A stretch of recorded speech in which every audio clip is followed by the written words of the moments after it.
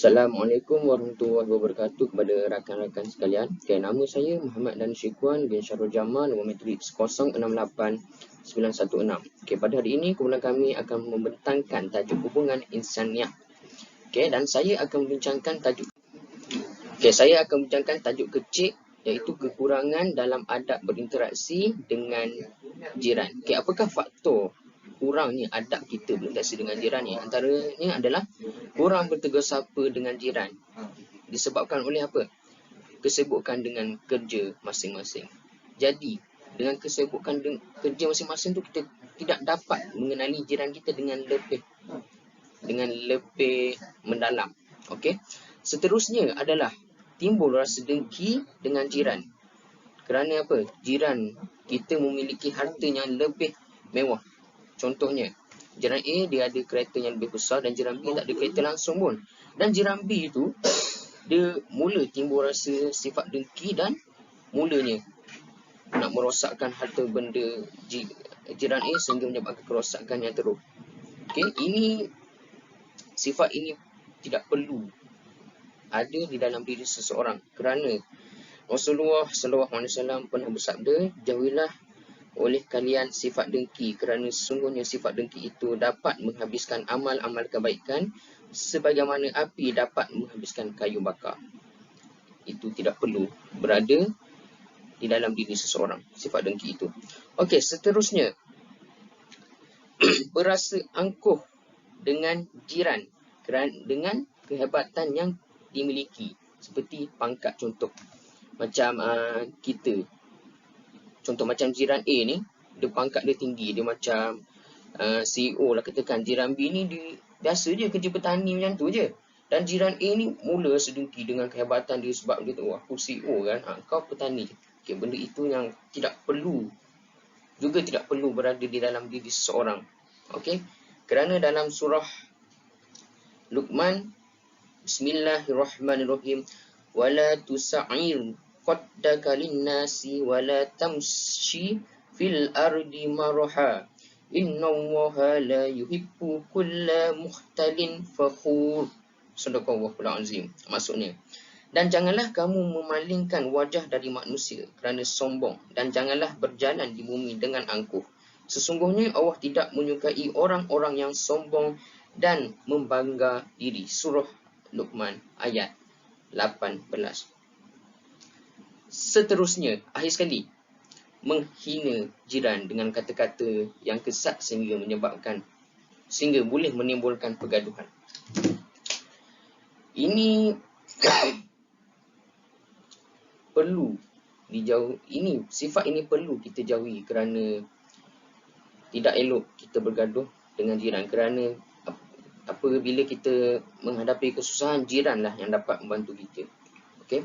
Jadi itu saja yang saya ingin bincangkan, dan tajuk seterusnya saya akan serahkan pada rakan-rakan saya lain. Sekian, terima kasih. Assalamualaikum.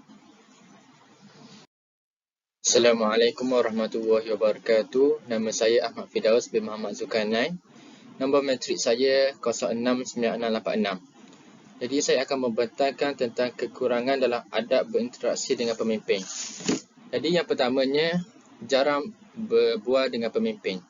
Jadi ini berlaku disebabkan kerana perbezaan pangkat yang tinggi antara pekerja dan pemimpin itu sendiri.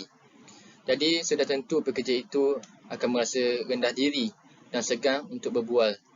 Jadi kesan ini akan menambahkan tembok pemisah antara pemimpin dan pekerja itu sendiri. Jadi yang kedua, perbezaan karakter.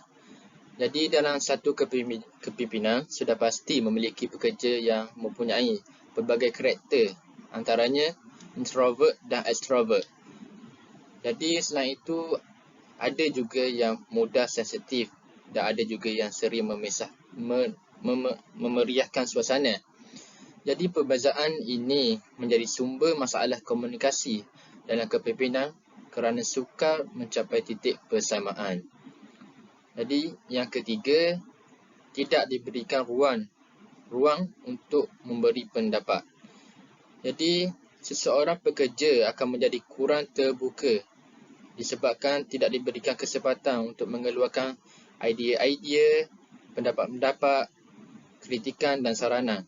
Jadi kesan ini akan terjadi disebabkan kurangnya komunikasi yang berlaku dalam kepimpinan atau organisasi yang menyebabkan kemunduran dan yang lebih teruk lagi keruntuhan satu kepimpinan itu sendiri.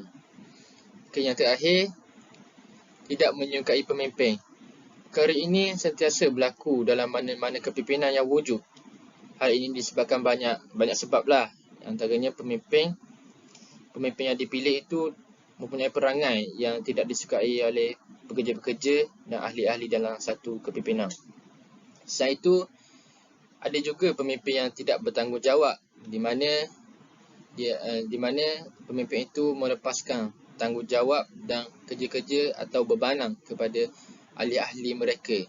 Jadi kesannya pekerja-pekerja ini tidak mahu berinteraksi dan berkomunikasi dengan pemimpin itu, yang akan menimbulkan masalah dalam membuat keputusan yang tepat dan sempurna. Jadi itu saja. Terima kasih. Assalamualaikum warahmatullahi wabarakatuh. Nama diberi Muhammad Ihad Muhammad Zaid. Nombor matrik 070227. Saya akan menerangkan kekurangan dalam adab berinteraksi dengan sahabat. Poin pertama ialah membuat gurauan yang kasar. Kita secara tidak sedar telah membuat gurauan yang kasar terhadap kawan kita. Tetapi kita memikirkan gurauan itu hanya gurauan yang biasa-biasa dan menyebabkan kawan kita tersinggung hati dan menyebabkan kecederaan pada fizikal dia. Apabila orang membuat kepada kita, kita berasa marah. Tapi bila kita buat kepada orang, kita rasa happy dan orang itu tersinggung. Okey, poin kedua ialah tidak menyapa antara satu sama lain. Hal ini boleh dikaitkan secara kita bertembung dengan dia depan, muka dengan muka, tetapi kita tidak menegurnya. Kita berbuat secara macam kita tidak nampak keberadaan dia di hadapan kita. Dan Rasulullah SAW pernah bersabda, tidak halal bagi seorang Muslim untuk memboikot atau tidak menyapa saudaranya lebih dari 3 hari. Poin ketiga ialah hanya berbual dengan seorang sahabat sahaja. Ini boleh dikaitkan dengan dalam keadaan kita berada 3 orang pada masa itu, tetapi kita hanya mementingkan bercakap dengan seorang sahaja, menyebabkan salah seorang kita tersinggung. Dan apabila kita bercakap dengan salah seorang kawan kita, menyebabkan sahabat yang lain berasa kita sedang mengejek dia dan menyebabkan dia tersinggung hati dan menyebabkan dia stres lah.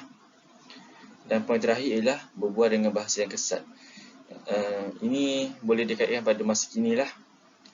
Setengah sahabat berbual dengan bahasa yang tidak senonoh, kasar, kesat dan lucah, menyebabkan mereka menjadi kebiasaan dalam berbual, menyebabkan sahabat yang lain juga terikut. Dan menyebabkan benda ni bagi saya lah memang berdosa lah dalam agama Islam.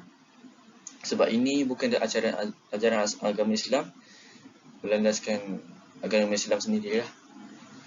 Sekian, terima kasih. Itu saja daripada saya.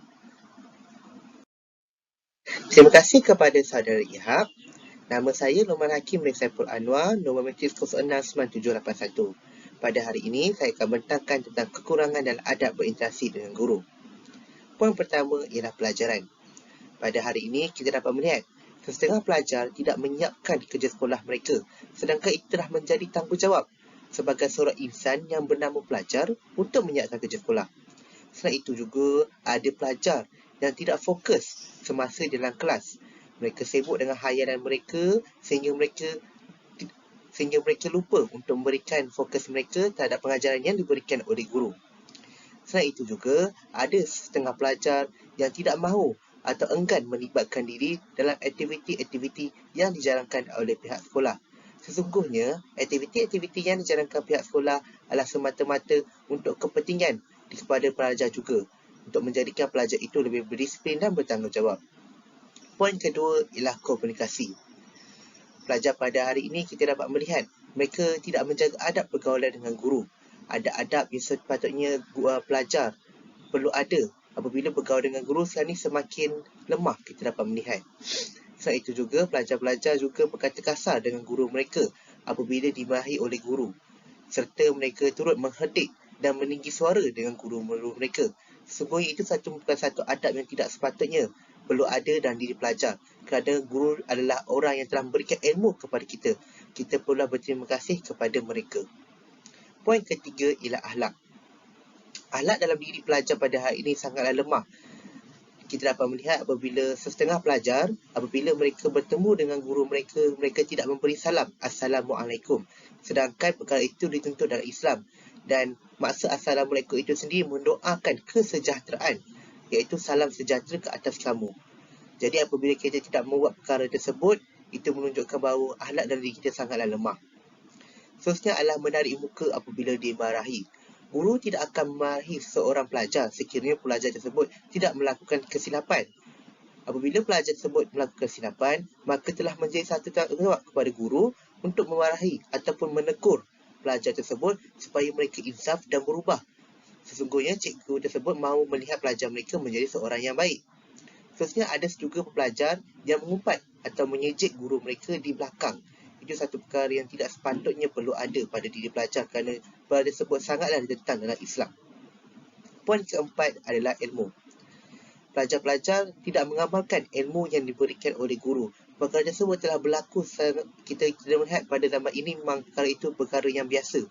Jarang kita melihat pelajar-pelajar mengamalkan ilmu yang telah diberikan oleh guru. Mereka tidak menggunakan ilmu tersebut dalam kehidupan mereka, menyebabkan kehidupan masyarakat Islam pada hari ini semakin mundur. Selain itu juga ada pelajar yang telah memperlekehkan ilmu yang diberikan oleh guru kerana mungkin cara pengajaran guru tersebut sangat tidak bagus dan menganggap ilmu yang diberikan oleh guru itu tidak sesuai dengan diri mereka. Selain itu juga mereka tidak membuat ulang kaji pelajaran, sedangkan pelajaran itu sangatlah penting. Ilmu yang diberikan oleh guru itu sangatlah mahal dan perlulah pelajar-pelajar aplikasikan dalam hidup mereka supaya mereka menjadi seorang hamba Allah yang baik. Itu sahaja daripada saya. Sekian, terima kasih daripada kami Group 4. Goodbye, semoga berjumpa lagi.